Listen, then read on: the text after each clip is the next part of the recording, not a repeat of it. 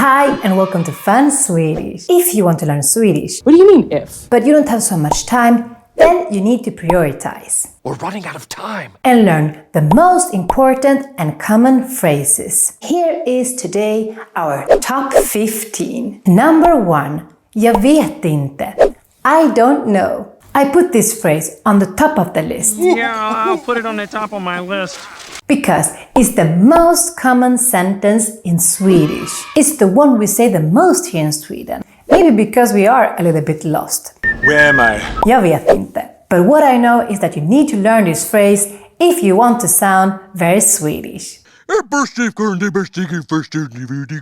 Let's repeat it again. Jag vet inte. And if you say it faster, like we normally talk, then it would sound something like this. Jag vet inte.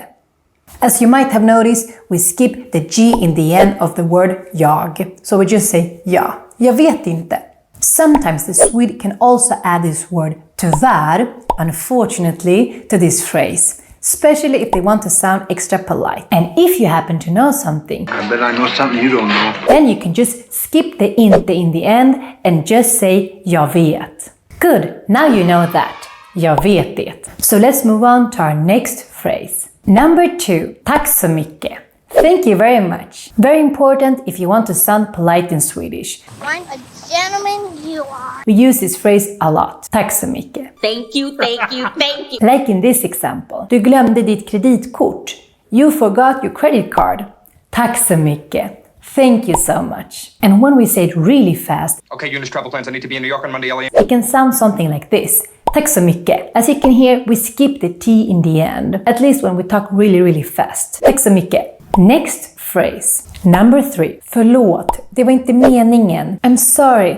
It was not on purpose. May be useful after a fight with your Swedish partner about who ate the ice cream. Förlåt. Det var inte meningen att äta upp din glass. Sorry, I didn't eat all your ice cream on purpose. Number 4. Ingen fara. When you want to forgive your partner for eating your ice cream. I forgive you.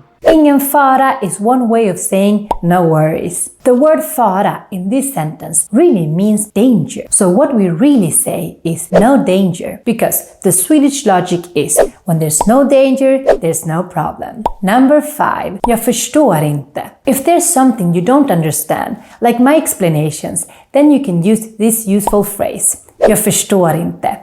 I don't understand. If you want the Stockholm accent, like I have, then you will pronounce this word as förstår. You might also hear some Swedes say another version of this sentence, and that is jag fattar inte, which also means I don't understand. This phrase is perhaps more used in spoken Swedish. Jag fattar inte, while jag förstår inte is more common in written Swedish, even though we use both of them. And talking about understanding, if you want to say that you don't understand a lot of Swedish, then you can say this phrase. Jag förstår bara lite svenska. I only understand a little bit of Swedish. You can also say this phrase. Jag pratar bara pyttelite svenska. I only talk a little bit of Swedish. And if you speak pyttelite svenska, the next phrase is going to be very useful for you. Who, me? Yes, you. Number 6. Kan du upprepa tack?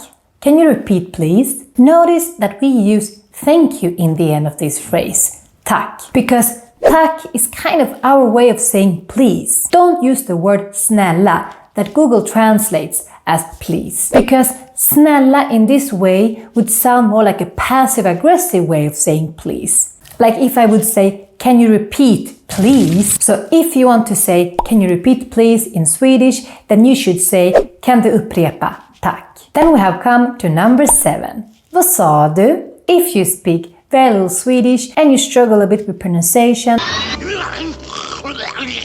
then there's a high chance that the Swede will say vad sa du as soon as you talk. Vad sa du is how we say what did you say. You can also add the word förlåt, sorry, in the beginning of this phrase to sound extra polite.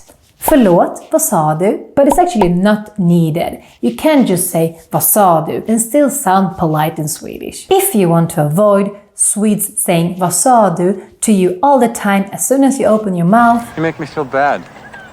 You're so judgmental. then you should take our Swedish video courses. Because in them we focus a lot on conversational Swedish, so you're able to talk and be understood from day one. You understand me. Number 8. Hur säger man? Hur säger man is how we say, how do you say? It can sound something like this. Hur säger man sorry på svenska? How do you say sorry in Swedish? The phrase hur säger man translates literally in English to how says man, which sounds a bit like a caveman is talking. But this is how the Swedish logic works. Remember that Swedish is a language made of Vikings. A very common mistake is to use the English word order and perhaps say hur man säger, but this is wrong. This is all wrong. In Swedish we need to say hur säger man. If you want to learn more about the Swedish word order, then you should really take our courses, because we practice this a lot with both exercises and some fun memes. Now we have come to number 9, and it's time for some survival phrases. Får jag låna toaletten tack? May I use the toilet please? If you translate this literally to English, then it can sound a bit funny. Because we actually don't say use here, we say borrow. Can I borrow your toilet? That's how we ask for the toilet. Number 10. Jag mår dåligt. I'm feeling bad. I feel sick. But maybe you're gonna feel better after you have borrowed the toilet.